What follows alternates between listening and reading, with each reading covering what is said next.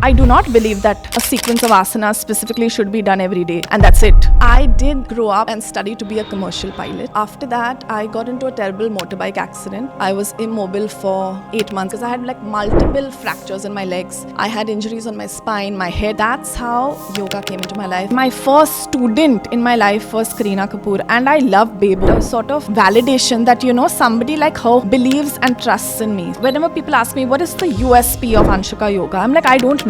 And that's when I realized that it comes to me so naturally to do this for others. Why am I being so rigid with myself? If I don't wake up one day at a certain time, I'm okay. Before I would not be.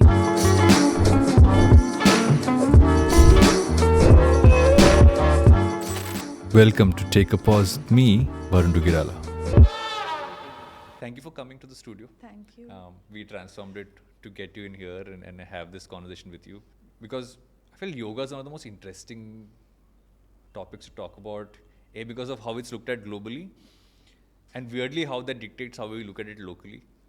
In terms of our perception of yoga is as much about how it's perceived in the world outside versus how we perceive it internally. Correct. I want to ask you, but that's changing. I have to tell you, that's changing. What do you think is driving that change?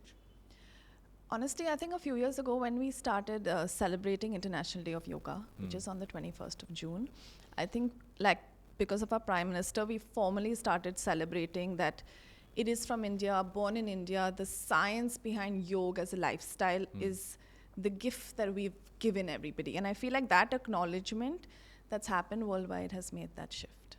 Explain yoga as a lifestyle. So I always talk about this every single time I do a class, for me, it's what you take away from the mat and not on the mat. So I'm like, hey guys, y'all are on the mat and this is 1 hour of physical asana practice, right?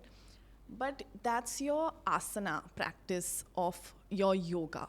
And yoga is like the union of mind, body, soul. There are 8 limbs of yoga. Like Ashtanga yoga, from the time yoga sort of began, was 8 limbs of yoga. There's yam, niyam, asana, pranayam, things like that, which is like your cleansing, the way you're thinking, your thoughts, your actions, your cleansing of your mind, cleansing of your body. And these are just prepping you to sort of, maybe, how do I put it, get everything in sync. So asana is the easiest tool to sort of enter that 8 limbs of yoga, according to me. Because when you do your asana, then you go into your meditation, your pranayam, because it actually cleanses you. So, when anybody works out and they go onto the mat or they go into a gym, they warm up for a little while. Yeah. So I would call your asana prep is that warm up, So for me, it takes away from the mat. It's those lessons that you learn from the mat. I feel like every asana and every breath that you take on the mat is actually a lesson that you're taking and translating to the next, the 23 hours that you're away from the mat. I'm going to take a bit of a detour here and say, how did your journey with yoga start? My journey with yoga as a practitioner started really, really early. And I'll tell you why. Because I grew up with having horrible bronchitis and asthma. And I also come from a family of doctors. My grandparents, who are no more, have both been doctors, one being an Ayurveda doctor. So for her, she used to give me all these sort of, I was never put on, after exhausting all the steroids. And it was funny because my Nani was an Ayurveda doctor and my Nanaji was a gynac. So it was allopathy versus Ayurveda all the time. And after doing all of those steroids and, exhausting everything that you can get from a pharmacy, I went to start having Sitopaladi Churan. These are these Ayurveda mixes. So growing up, I would be licking on this thing called Jeshti Mad, which is so amazing. It's literally a bark of this herb that you're having with honey. And things like that. So Ayurveda and yoga came to me with breathing and stretching, obviously to improve that asthma that I had. Yeah. Did I know what I was doing? Absolutely not, because my mother made it very fun for me. She is a yoga teacher herself. Okay. So although she was not practicing at that point, her practice was, making the kids do it in her own way. And because I used to be a swimmer growing up, I swam professionally. Our coach back then would make us do a certain type of asana and meditation. And like, again, I think it just comes down to my family, because again, I'm going to talk about my dad. Like, just before my going into my races, because I swam for India at some point. Yeah. So I remember once before my national race, I don't remember which race it was, my dad would always tell me to like shut my eyes and focus on my breath, and like tiny things which I didn't realize what yoga, what I was doing. So those little things that I was already practicing, I think led to what I'm doing today. However, I did grow up and study to be a commercial pilot. Yeah. And after that, I got into a terrible motorbike accident. And of course, I love adrenaline, everything fast. So I was on a bike, I fell down. I was immobile for 8 months. I feel like I'm talking about a third person right now. So this feels very full of joy. And then because of that, I was medically unfit to be a practicing pilot. You have to have your class 1 medical cleared, which I did not have. And because I was temporarily unfit, I was literally not moving on a bed with a lot of help for almost close to a year. After a few months is when my physiotherapy began, because I had like multiple fractures in my legs. I had injuries on my spine, my head. It's a miracle, honestly, that I'm here today like that completely. I mean, I can talk and move and it feels great. But that's how yoga came into my life. My mom realized that, hey, somebody who's been super active, and she started seeing like a few changes in me, which was almost like I wanted to be alone. I didn't want to meet people.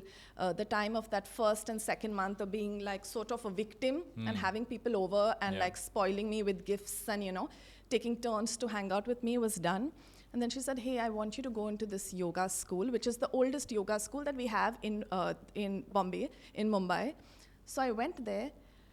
And you won't believe, I went there for 1 day, and I came out.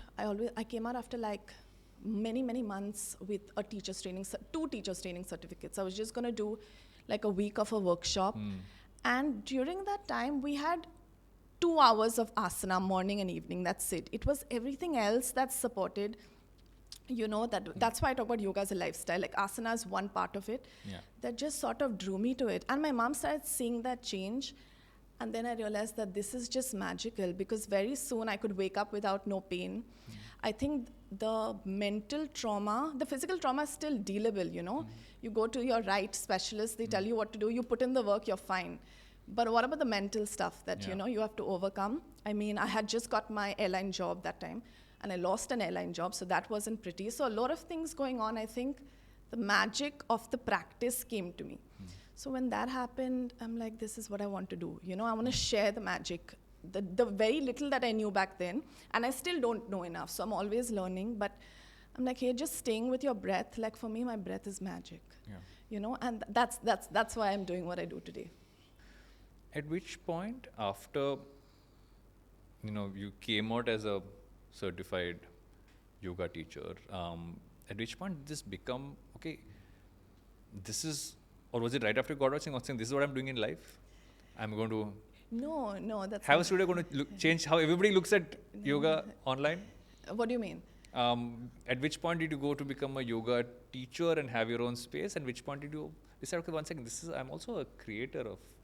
Right. Like another category. Sure. So firstly, when I still got my yoga teacher certification, I still believe that I'm going to get medically fit, class 1 medically fit, and go back to the airlines, because flying planes for me has been everything. It's a passion, it's everything. I love it. Like defying gravity is very exciting for me. But when I had to go back and why don't you do the other leg? I'm trying. So when I had to go back and I had to sign a contract, I'm like, oh, no way, this is not what I want to do. And I came back with a very, at that moment was very extremely sinking for me. And they told me what fleet I was going to be on. Because earlier I was going to be on the 737, and then they were changing my fleet. And I still went through that entire process of getting back. It's not like I was medically unfit and then I just walked into the office. I had to go through a lot of processes to get back and ace interviews and things like that. So I went through that. I went through that whole grind because I loved it. I still love it. Went there, and that day when I had to sign, I'm like, I just woke up saying, hey, this is not what I want to do. And that's when I sort of knew that I'm going to do yoga as, I don't know, as a business, as life. I didn't know. I'm like, but this is what I want to do.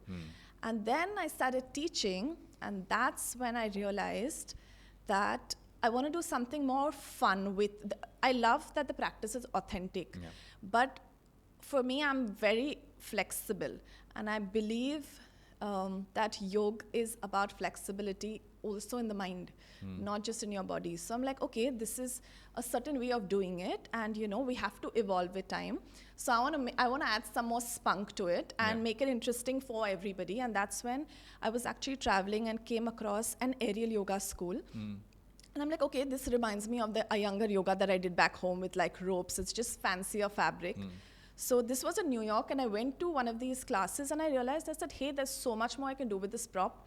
I came back into Bombay, and I realized that nobody's letting me like drill into their walls and put all of, my hammocks and things like that. So I studied that repertoire, created Fly Fit, and then got a studio.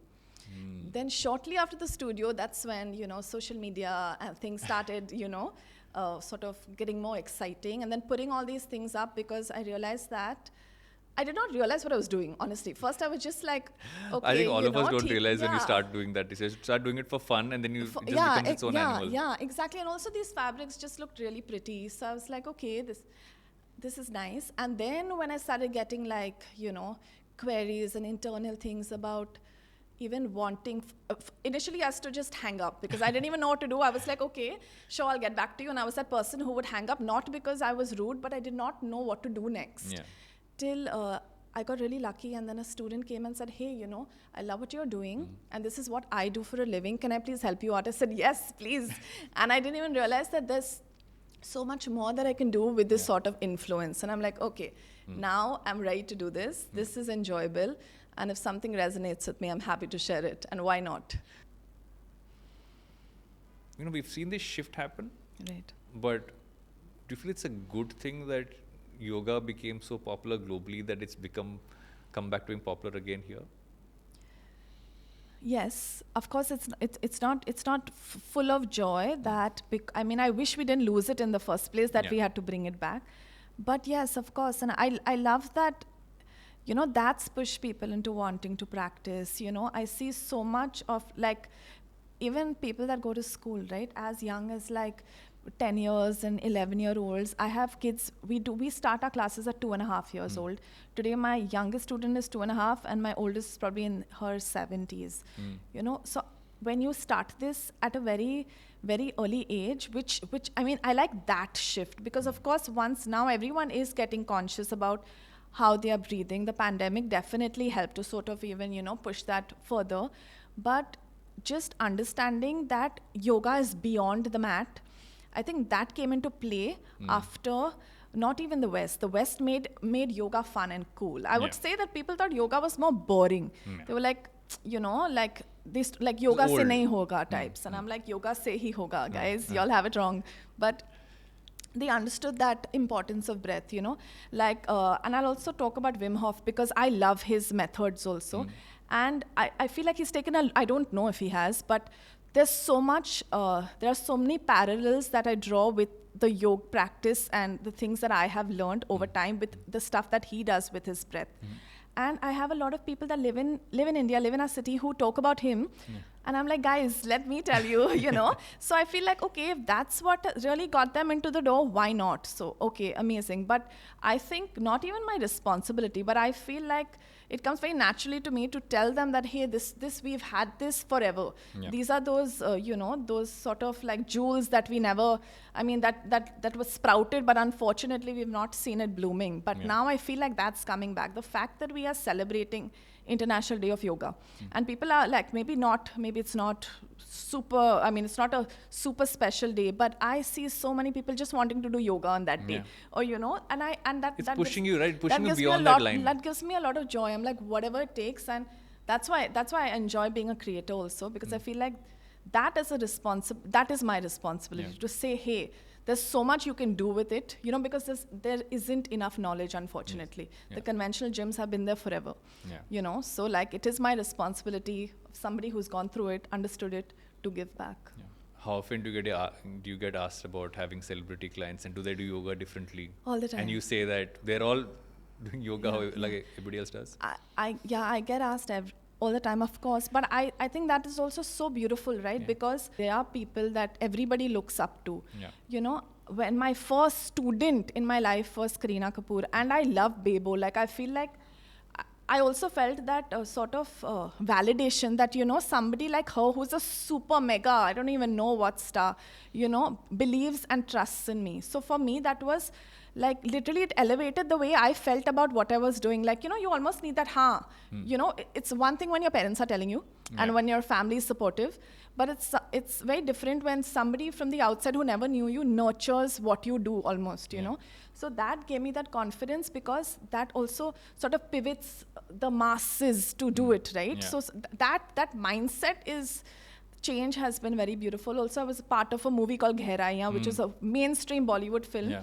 And I saw like yoga became cool also. Yeah. So why not, you know? Yeah. I feel like I enjoy that. And trust me, like it's so beautiful when I tell this to everybody. And my students know that every single person, it's everybody's doing it the same way, you know.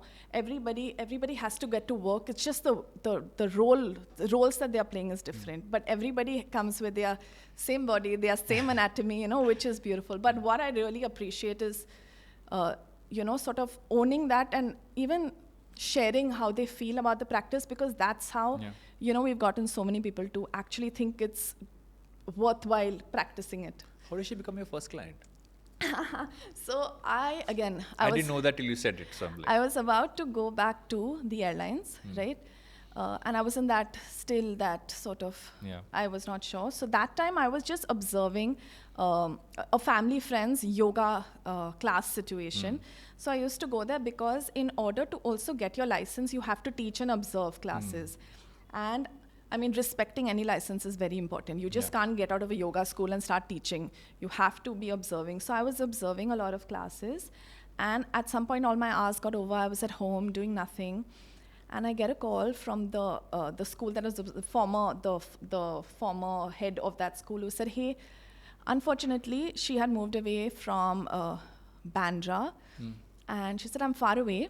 Unfortunately, there's no public transport that I can take, and I don't know how to drive, and I don't have a driver. Can you sort of take one of my classes? And I'm like, sure. I mean, you know, it was only 5:30 a.m., but I was an early riser.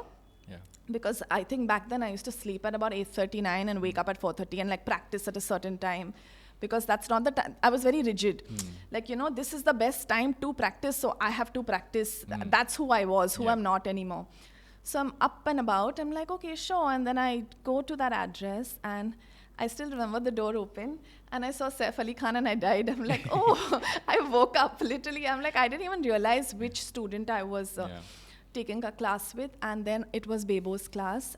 But I have to tell you that after the first 2 minutes, it's her energy, and you know that I think a teacher-student relationship is a lot of exchange of energy, especially when you do this practice, because it is spiritual in nature. And after 2 minutes, I think I forgot about I'm teaching, you know, who am I teaching? That just, like, I didn't even think about that. I think after the hour, 15 minutes was over, and I went home. I remember taking a nap and then waking up to like some 20 missed calls of the same person who couldn't use the public transport. I said, hey, you know, did I mess up? Like, obviously, I've never taught a class before. She's like, no, you were amazing. And, you know, she wants you to come back. And I'm like, really? I'm like, okay, that's amazing. That's extremely rewarding. And that's how I hold the story so close to my heart, because I feel like when people talk about, you know, like different roles, it just happened. It really just happened. It was so amazing that I was up at that time, because if it wasn't me, it probably would have been somebody else, right? Well, that is such an interesting coincidence for it to happen that way. And I feel also these things, and you know, there are a lot of things that happen to you in your life. Some things happen because of chance, some things happen because of effort, but something just happened to kind of show you, okay, once again, validation is important, right? Validation just kind of gives you that slight nudge. It does give you a nudge. Is it important? Like, I mean, that time I would think it was the most important. Maybe right now, maybe not so much. But I also feel like that comes with experience. No, you can't tell you can't tell a 10-year-old that don't look for fully. Like, I mean, that's not happening. So I think that flexibility again in my mind that I talk about I'm not that rigid a person anymore. Yeah, I have a personal story with yoga. Right? and I was telling this to you before we started recording, is that my late 20s, after being a gym bro for long enough, on and off, I started lower back pain, rotor cuff issues. My grandfather gave me this book on yoga and said, I know you'll not read this book if it wasn't in English. I know you won't understand it unless it's told to you in a way that you will want to absorb it. So he gave me a book which was for that 26, 27-year-old me. And I remember just learning the basics and how that kind of changed how I felt physically. Right. Pre-workout, post-workout, it always becomes that starting ending thing. Sometimes when I woke up in the morning and I know that there's certain parts that are creaking, and the creaks have gotten more and more as I've gotten older. Right. It almost became that place for me to go to rejuvenate. Mm-hmm. And a lot of people look at it that way. A lot of people look at yoga as, okay, it's almost like a stretching mechanism, right? So okay, it's going to help you stretch. It's not going to help you lose weight. It's not going to help you build muscle. There are all these, and that's getting busted off because of people like you. Let's start with the muscle building one. Mm-hmm. I find that people who do yoga actually have some of the most well-defined muscles around. But what do you say to someone who says that you don't build muscle with yoga? I would say that's not true. It's factually not true. But building muscle has a lot to do with also what you eat rather than just how you're sort of exercising. And if you're using your yoga asanas as a method of sort of building lean muscle, you cannot bulk up. That is true, because it depends on what you're eating. Again, that is really, really important. I think we forget that. But with the right kind of nutrition and with movement of doing asanas specifically, like a hatha class would have a lot of holding and static movements. And you're just holding your body weight, which builds beautiful lean muscle. But of course, you have to have the right kind of nutrition to sort of supplement that, you know. If you're not eating enough and you're not eating your protein and you're not building enough muscle, also because you're probably not putting the right kind of nutrition into you. So I would say that maybe it's false in the sense that yes, you can build muscle, but it sort of takes a longer duration of time. That is definite, that happens. So maybe and the way you look with a yoga body, you can tell a yoga body and lean muscle from a mile away, you know, because yoga bodies are structured very, very differently. So if you want that conventional beefing up, yes, that's not going to happen with a yoga asana class, but you do build muscle. Explain okay, let's pick an example, right? So we also got the matches. So occasionally, from time to time, just at the peril of me looking at the people behind the cameras and saying that I'm going to, if I was a gym bro today, right? And I'm using the word gym bro without being derogatory because I have been one for the longest time. I'm not using the bro. It's like for a person who's gone to the gym and it has all these creaks and I feel too stiff, and there's this common perception of, you know, when you do yoga, you end up stretching your muscles a lot. Right. Versus when you do weight training, you tighten up your muscles. And they almost run contrary to each other. And so you shouldn't overdo one side or the other. Got to find a balance between both. Is that whole true? Yes, it does. It does. And I see that a lot with people that are actually gym bros, sure. But I see a lot of that compression. So they really come in to decompress. But I also feel like people can have that kind of decompression after, being at the gym for a certain amount of time. So just the pre-warm up and post exercise, post picking up weights, etc. What you do is also extremely important. And when you're like creating flexibility, it actually gives you better range of motion. So it's actually working. Your efficiency is going to be higher anyway. So warming up a little and having that flexibility actually helps you to develop better range of motion and also prevent injury. I feel like prehab is so important as well. So that is very, very important for me. That's why you should not overdo any of the two, because sometimes a lot of people also get very lax. People are born more flexible than others, and there is no real scientific evidence to tell you why, but I can give you an example for when women get pregnant, they have a certain hormone that releases in their body which makes them very lax. So the things that they haven't achieved when they've not been pregnant, they are like going into these splits and beautifully stretching, things like that, which you have to be so careful for. So injury, prehab, that is so important to make sure that you don't get to that space. Hence, I mean, balance is the key. Like, balance is life. So balance in anything is important. So this is that point of prehab where I'm going to move my leg around, but there's only so long that I can sit like that, which is always been a problem. My mother has taught yoga, and she's trained under it for the longest time. And it's always pushed me to say, can you practice sitting longer in a seated position? But this is my chosen Kajrare pose in the way I sit. I like that. In the way I normally sit. I asked a bunch of questions I asked you to send in questions online. Right. And I found some to be very interesting, some to be almost like, okay, I didn't know this was a thing or not. I have to pick one which I feel is something I've never heard before. So does yoga make someone taller? So, no, it does not. It does not. But what they mean by taller is, if you come into one of my classes, you will leave slightly taller, but it's not cumulative, because you're just sitting better. You're stretched out. You're like lengthened. Like, automatically, when I said that, I don't know if you realized that my spine just got taller, right? So automatically, when you're improving your posture, you're improving the decompression in your spine, and you feel decompressed in your shoulders, you're automatically sitting correct or standing tall. And when that happens, you automatically feel taller. And I do a lot of I do mat as well as the fly fit hammock, which is a form of aerial yoga. So I have a lot of people that go upside down. And I just see that because they come in with all these, like these contracted shoulders, and then when they're upside down, they just sort of decompress, and then they start standing taller. So at a certain age, complementing a yoga practice with growing up and the right nutrition helps you to, it's like any other sport, helps you to build that sort of height, but after a certain time, not at all. But after a yoga asana session, you're going to feel taller. Everyone feels taller because automatically... It's nice to feel taller also. Yeah, absolutely. And if they start, your chest is open, you're breathing better, you're open, your chest, and you're lengthened, extended, whatever you call it. I was reading the other day about, there's this book called Breath, and I just started to read it, and I was... one of the things is this is the thing we take the most for granted. Absolutely. You breathe, but then we also breathe through our mouth. We Correct. breathe through in different ways. You don't breathe enough. Right.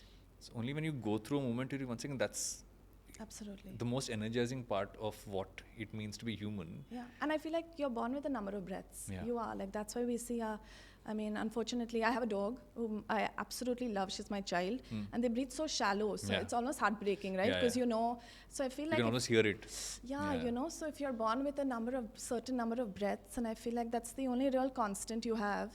And you're taking the only constant, literally the only constant that you have while you're here in this physical body. You rather not take it for granted and be conscious about it. We keep coming back to breath, and it's been a recent fascination for me just to kind of study any form of scientific pieces around breath and try to understand my own, because I've had a weird relationship with my own breath since I was always a mouth breather. Right. I said I was a mouth breather naturally, which I thought was a way to just say it. And at some point it became about the fact that my nose is always blocked because I get allergic to dust, etc. Till at some point in time, and this again like last 3-4 years, I said, okay, no, I'm going to just try and breathe through my nose as much as possible. It's almost like mentally force yourself to do that. And I just generally have seen just a shift in energy levels. Right. And I even come across some pieces online say when you meditate, breathe in through your nose and breathe out through your mouth. But then there's an entire different school saying don't even need, that mouth is not for breathing. Right. Just use your nose for it. What's the right technique to breathe? So a lot of this is super controversial, but I must take it because this is my opinion. Yeah. I believe that you are meant to breathe through your nose. The nostrils have a function of filtering, of cleaning, of breathing. That's the right function of the nose. However, having said that, I think breathing fuller and instead of just shallow, whether you're breathing through your mouth is a technique to sort of get to a place of breathing through your nose, which is a full breath. So a lot of schools believe that you should exhale more than you inhale, but in my opinion, your inhalation should equal to your exhalation. Inhalation equals to exhalation. Like think of a glass, right? You inhale 5 ml And if you exhale only 1 ml, you're only going to have 4 ml to breathe in, right? So you want to breathe to the fullest. So you're like punching into that mitochondria, you're punching into that cell, when you're breathing enough to function correctly. And that's why, you breathe to the fullest from your nose. That's the function of it. However, if that breathing through your mouth initially helps that, why not? But because I'm also a pilot, what I did learn is when people hyperventilate, right? Or even on the onset of anything related to do with anxiety, you talk about this breath, which is like 2 inhalation, and then it's also like a sigh, you know. It's called the physiological breath also. A couple of different schools call it different things. But I remember, when they tell you to take like a paper bag and blow into it, because you're getting almost hypoxic in nature, right? So these are things that I learned in flying school, and I'm like, okay, hey, I've been doing this forever, and I understand that. So it's a double breath through the nose, and breathe through and exhale through your mouth. It's also a way of like sort of tapping that parasympathetic nervous system and say, hey, calm down. It's almost like a forceful way of telling yourself to calm down, but you breathe through your nose. This is what I believe in. Yes. It's also that there's the Navy SEALs box breathing, right? If you're feeling anxious before something. Right. You do like 2 or 3, 4. Yeah, so it's a box, equal sides. You inhale, hold it in, exhale, and suspend. So it's inhale, hold it in, exhale, and suspension. And that's also called Kumbhaka. Kumbhaka comes from a very, very old, breath work is really, I think it's a very glamorized way of saying pranayam, for me. And prana is also energy, but let's not get into that. So like breath, it's equal box, inhale, retention, hold it in, kumbhaka, exhale, and suspension. So that's an outward kumbhaka. And just doing that also, and it's a really fun practice, because if somebody wants to sort of start meditating and they don't know how to just stay with your breath, I tell them start with a box, visualize it it's a 3-second box. And as you master 3 seconds, go to a bigger box and make it fun, like visualize it, make it pretty, make it colorful, do whatever it takes, And then come, and I have people who almost come up to like 10 to 12 seconds now, and that's so beautiful because you're regulating your breath, right? You're regulating your prana, you're regulating your energy, and the idea of your breath is to regulate, is to balance, to sort of find that chi. Yeah, I also like the fact that you can also keep you're expanding it, right? Yeah, you're taking it wider. Always like abundance, yeah. And that actually brings up I think it's one of the things we started off with, which is that, so I heard of it as Navy SEALs box breathing. Right. But it's an inherent pranayama practice, right? Kumbhaka. One of the things I love about your content is that it's almost like I can go looking for a specific use case. Like right now you said, shift from this leg to this leg. This is not as flexible. So my mind tells me go back to that. So I'm also thinking, okay, is there one of your videos that tells me, okay, this could be something you could do. I remember the first video I went to of yours was the neck one. So I'm damn excited that you went back to one of my videos, so thank you. Because I have a constant neck thing. I have been through years and the more podcasts I do, the more my neck gets tighter, because whenever I feel I'm hyper-focused, my neck tightens up. Right. So I've gone across the internet, search for things on my pain in the neck, as I call it. Right. And I tried it out that day, and I was like, it's simple, it's straightforward, it's not make it overly complex. You also don't try to get into too much of, okay, let me explain to you why this works. You think, try this will work. And that simplicity for me actually is one of the reasons why I feel your content works. Was that by design, or you were like, I just want to keep it simple? It's a rather funny story why I started doing that. I was unfortunately in a hospital waiting room during the pandemic, and I started doing online classes, right? So when I was doing online classes, and you're still in the waiting room, and it's not a happy place, right? Yeah. So what would I do? I would while away reading or like looking at Instagram, and it's still the pandemic. And then I realized that, hey, like I should start doing things. A lot of people are here for a lot. I have so many questions in my DMs, many, and obviously I can't reach out to all of them, which I really wish I can. And then I'm like, okay, everyone's doing the same things. Some people don't have like their AirPods on. Poor things are looking at it like muted, right? Yeah. And then I saw a lot of people like walking up and down in that waiting room, and like a lot of like older people feeling a lot of pains and aches. And I'm like, wait a minute. people can't put their sound on, but like I'm stretching in that seat and I wish I could just share this. And so I was like, guys, I want to shoot something where it's accessible, number one. Yeah. It's easy to do wherever you are. And also things that where, I mean, I'm showing the action enough. So even if somebody can't hear what I'm saying, because maybe I'm speaking in English and that's not translating into anything for them, you know, but my movements is translating enough for them to understand. So even like earlier, I was even like when I start shooting, I like make these hand gestures to sort of, like it's really funny because I giggle after that. But you know, like a small thing, like when I talk about period cramps, I'll like make these faces just so that people know, like if they are. So for me, that was where I was coming from, and I started enjoying it, of course. And now what I do, I'm like, I keep asking people to, you know, tell me what they want to really see, because I like to sort of not only. I want to share all the knowledge I have, of course, but I also want to be very real. Like if this is why you follow me, this is what you want to know, you have no access to me on a different city, different whatever, but if this is how I can help, then I'll do it. You said a little while earlier saying it also helps your mind. Right. And I think that's one of the most valuable aspects of yoga, is that there's a genuine sense of calm that comes with it. Hey, this is, you also you are really rubbing this in my face by showing extreme flexibility. No, where I I'm was being actually old going to make person. you do it with me, because it's like rocking a baby. Okay, chalo, let's try this one. Yeah, so just take your leg and put it, and just rock. So do you feel that coming from like you're stretching out my glute? Do you feel like the hips? Yes, do you feel that? Do you feel the hamstring? Yes, I can feel it. Yeah. Also, you realize how I think stretches also show you actually what you are, because sometimes when you're trying to do these things, you might say, okay, I'm fit enough, I can do X, Y, and Z. But when you actually have to do certain stretches, like I still can't do the Padmasana. I can only do one on top. I can't do the other one. Right. But you're literally cradling your leg here, and I'm like, okay, one second, long way to go for stretch.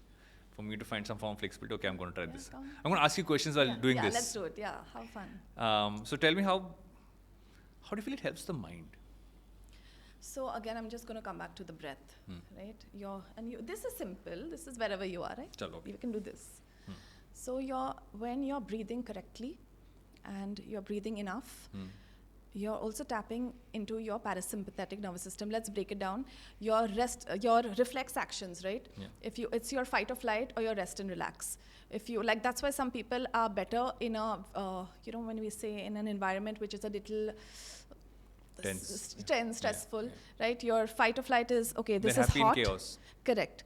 This is hot, my hand is there and I want to like quickly, but fight or flight, you look at a situation, you want to run away from it. Yeah. And your parasympathetic nervous system is more calm and more relaxed. And when you tap into that, there are so many studies that show that automatically releases certain hormones and balances your cortisol, your stress hormones, it helps elevate your endorphins, your happy hormones. So automatically, all that calmness, like all my friends tell me, Anshuka, if like at someday maybe I'm not agreeing with that, they're like, please talk to us after your practice. You're a different person, literally. But no, to be very honest, it's impossible to leave your mat if you've practiced the right way, because everything that you're practicing on the mat is with intention, with your breath, and your body and your movement. Yeah. So there is no, like, again, I'm going to go back to the things that I talk about, like lessons from the mat. I'm like, okay, guys, we are doing a vrikshasana, which is your tree pose. So it's a one-leg balancing pose, the beginner pose. I'm like, so a lot of people, they can hold like planks and do chaturangas, which are like push-ups in yoga, for like minutes and like do all of these things. But when they have to do a simple balancing asana, they will fall. Yeah. Right? And that's when I tell them, I'm like, it's okay to fall.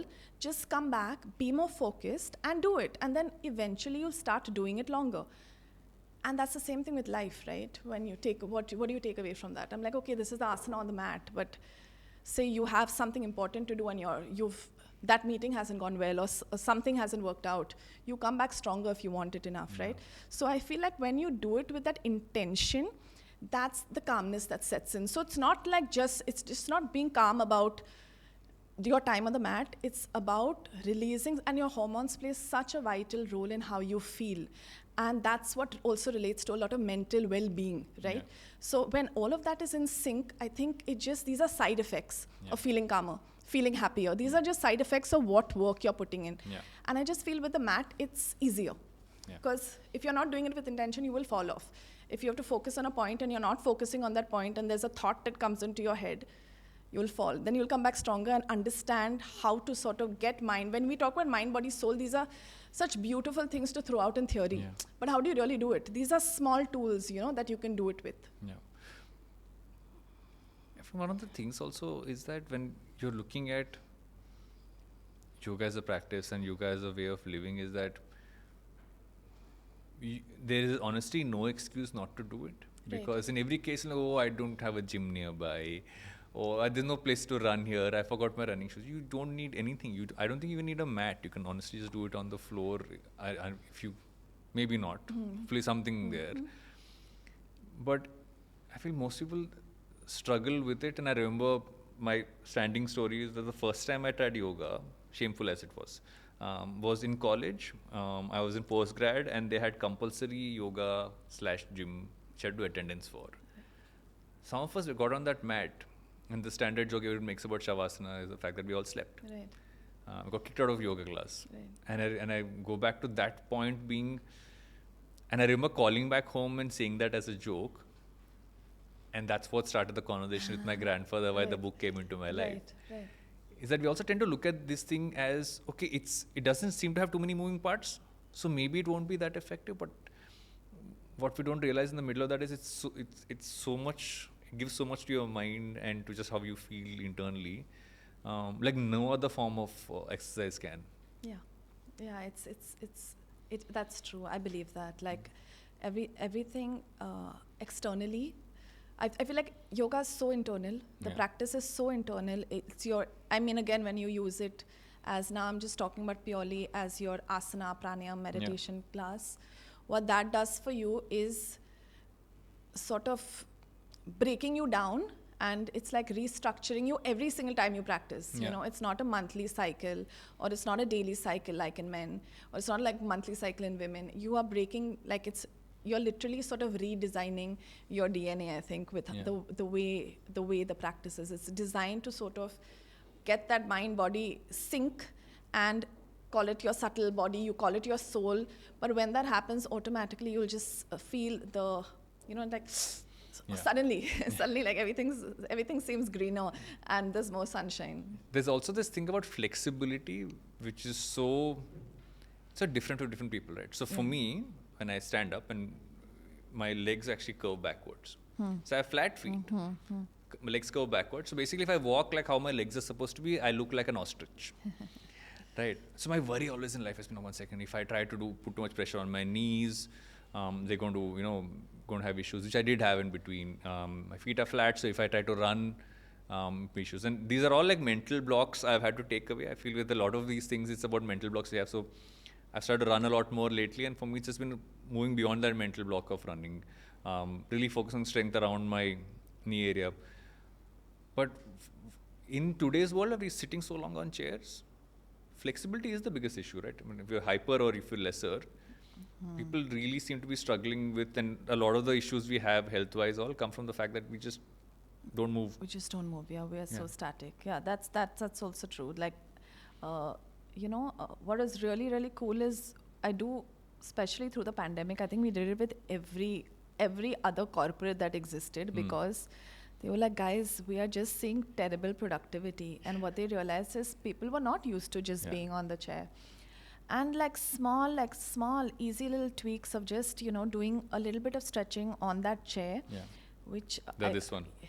Yeah, like things like that. Or, we should do this together. Come. You extend your legs. Okay.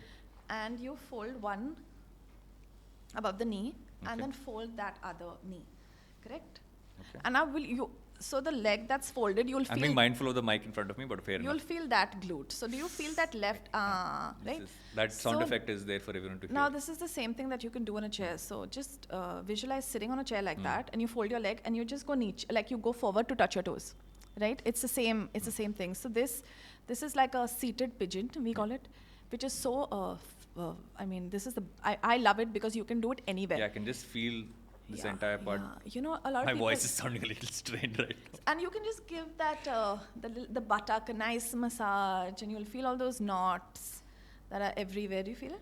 Why do our all our hips get so tight? It seems to be a generational issue. That and of course we have to balance. We have to do both sides. Of course. So we store a lot of emotions, a lot of stress in our hips. Contrary to what people believe, it's the shoulders. It's a lot. And you should just, not even with a yoga practice, if you're doing your squats, right? Or like just check in on yourself. You'll feel like your range of motion, even with your lunges and your squats, and anything to do with your hips that you're using as mobility, you will notice that the days that you're like a little more freer in the mind, you'll feel a little more flexible. And you don't feel as tight as in the hips. And I've also come to realize through this podcast that my right hip is a lot better than my left hip. This is super comfortable for you. Yeah, this is very relaxed. Comparatively, correct? Yeah. And this is like doing a trigger ball, like taking a tennis ball or one of those, you'll see these machines right now that people use, like these guns to sort of release you. So this is like giving yourself a self-deep tissue massage that you can do seated, lying down, anywhere. You can do it in a car. You can do it seated talking to someone. You can do it literally watching TV. Yeah. So you store all those emotions in your hips, and when you do a lot of hip openings, and that's something that I am asked about all the time, especially also with women, there's so much going on in the hips, and also men, I mean with everybody, but also especially because ladies, women give childbirth, right? Yeah. So they feel so tense in their hips, and it's all, I mean, that is magic in itself, that they are producing another life, right? Yeah. But their hips get so tight, and as through their entire term of pregnancy, we see them getting sort of bigger on the hips because it's accommodating to sort of host and nurture that new being. Yeah. So it's almost mesmerizing to see that change in the human body, the human mind, and suddenly after the baby is here, the sort of anatomy changes. So it's a lot of holding on to stress. It's a lot of your childhood triggers, your childhood traumas are all stored in your hips. So whenever anybody does anything to do with trauma related, not that I am any kind of certified psychiatrist or psychologist, but when we do certain things, I have had people that just sort of break down in class when we're doing hip openings and mobility and releases, because they feel like they've been transported to a place where they've not really faced a lot of trauma that they've had, and then it's suddenly there's like a thought or a visual, and then they work through it, and it's sort of a release. So the next time anybody practices, they should check in on their hips. And it's just making me think, right? If I think of the neck, I think of the shoulder, and now you said the hip. They're all muscles we tend to tense up. Right. The lower back as well. Yes. One of the things that trying to meditate has done, I said trying because I can do like 10 minutes. Right. So you tend to notice your body a lot more. You tend to notice which parts feel a certain way, which parts feel differently, and you're right. All the parts that you spoke of are the ones that tense up the most. Correct. Like I have this thing where my neck tenses up and I can almost feel like it's vibrating, and I go like my face shakes like that. Weird action movie face, and slow motion face, this thing, or my shoulder in that sense. But when you said hips, I'm thinking about it, is that it actually is one of the tightest parts of the body. You just don't realize that it is. Except for the Shakira song, bad point at this thing, but. And I have to add, alignment comes from your hips, like a lot. Like when we look at people with, we're just looking at basic alignment. I always start from the hips. I don't go to the shoulders. This is literally your powerhouse. Your hips are your powerhouse of everything, right? Even movement-wise, like when we are standing, sometimes we're always slouching on one side, and there's like this sudden bum movement. I have a neck thing. Right? I do this. Right. So everything comes from the hips, and you'll be surprised that even when you go through a breathwork practice, or you maybe like sort of deal with something that you've been putting off for a while, you'll automatically see that alignment change. Like it's almost so it's so significant that you will be able to notice. So you try it next time. Everybody should try it. It's really beautiful. Since I think it's time to go back to some of the questions we got in. There's this constant question about weight loss connected to everything. Does yoga lead to weight loss? I love this question. I get asked this a million times every day, I think. Of course it does. Of course it does. And I don't want to be that person to say, no, it doesn't lead to weight loss. Of course it does. Is that the intention behind the practice? No, of course not. Is that a beautiful side effect that you see? Yes. And when I'm talking about weight loss, I'm also talking about like weight loss in the sense like a fatty liver. I'm not talking about somebody that looks aesthetic from the outside, right? I'm talking about what's really happening with your hormonal system. You know, like are you functioning okay? Are all your vitals? Is your are you happy with how your body is feeling? Are you waking up okay? Are you happy with yourself? Coming to weight loss, I mean, even if you do like a 4-hour workout every day, eat everything clean, and you're stressing and you're carrying all that intangible stress, you are not going to lose weight. You know, when people say that they are plateauing or, you know, this is not working for me or etc., the reason why it's not is possibly because your hormones are out of whack. You're not giving yourself enough nutrition. And when I say nutrition, you have to give yourself enough nutrition to keep your hormones intact too, right? Maybe you're not sleeping enough, right? Maybe the body is not producing all that melatonin. Maybe, you know, there are so many permutation combinations, but it really comes down to when all of that is balanced and your hormones are balanced and secreting correctly, you will see weight loss, because the body in itself doesn't need to store all of that sort of fat. It needs a specific amount, and the rest is burnt out. It's when it's not in sync is when you're really feeling all that weight gain. So yes, it's a beautiful practice. In fact, I should add that I do have a lot of obese students who unfortunately have like a actual, you know, I mean, they're obese. They are in that sort of window, and they cannot move because their body is not allowing them to. We just sit and we do breath work with them. And I'm not kidding, after like doing breath work correctly for like 30 minutes to 60 minutes, which is exhausting. After a real pranayama meditation, I've seen people sweating it out. And then after a few months, they've seen that weight loss automatically because their hormones have started getting synced. So it's not only about, when we say yoga, does it help in weight loss? Yes. And if that's what's getting you into a yoga class, please do it. I want to ask you about that. When you said you're not that rigid a person anymore, and oftentimes when you want to make a ritual, build a practice, you're often told that no, it has to be structured. You have to sleep at this time. Correct. Like I still have that one reminder which comes on my phone every day saying sleep at 9:30, never sleep at 9:30, where 1 hour delay happens. But you hold yourself so rigid on this that sometimes you don't end up doing them. Correct. What shifted you from like a rigid thought process to? So when I started doing things that are like structured, even a lot of schools of yoga have like asana, like they have particular sequences, or they have particular things that they're very, again, this is so controversial, but like I'm not somebody who believes that one school is better than the other. That's why I do a lot of hybrid work, because I have practiced so many schools enough to understand that every body is different. Everybody needs a different practice on that specific day. I could be, planning a program with a student and say, hey, the next week we need to focus on X, Y, Z. But then when they come in, they're not feeling like that, and then I'll change it. And when I started doing that for other people, that happened to me very naturally. They would walk, like a lot of my students say that we just walk into the row and you know what we want. And they know that this is not what we had planned, you know. They're like the reason, because when students come back, it's rewarding for many, many years, you know, and they're like, you just know. And that, like, whenever people ask me, what is the USP of Anshuka Yoga? I'm like, I don't know. I really don't know. I don't make any tall claims, but when I ask, when I get feedback, they're like, you just know. Like, you know how to come in and, you know, tell somebody to even variations for different people, or you just understand that. And that's when I realized that it comes to me so naturally to do this for others. Why am I being so rigid with myself, you know? I do not believe that a sequence of asanas specifically should be done every day and that's it, you know. I don't believe that. So why am I doing that to myself? I believe that I get 5 from here, 5 from there, and that's the best of, you know, that's my pie for that day. So that's when I started realizing, that's what I took away from the mat. I'm like, so whenever I respect every school and every teacher that's out there, but I'm like, hey, I do an Anshuka yoga flow. Or like, what is your expertise? I said, I've been certified in ABC, but what I do is I create from whatever I feel that you need, and hence I customize, and hence I like that flexibility. So for me, I have to keep sort of checking in and say, you know, like if I don't wake up one day at a certain time, I'm okay. Before I would not be, you know. You know, I can keep going on in this conversation, but I have a rule that I keep all my guests in for 1 hour. Right.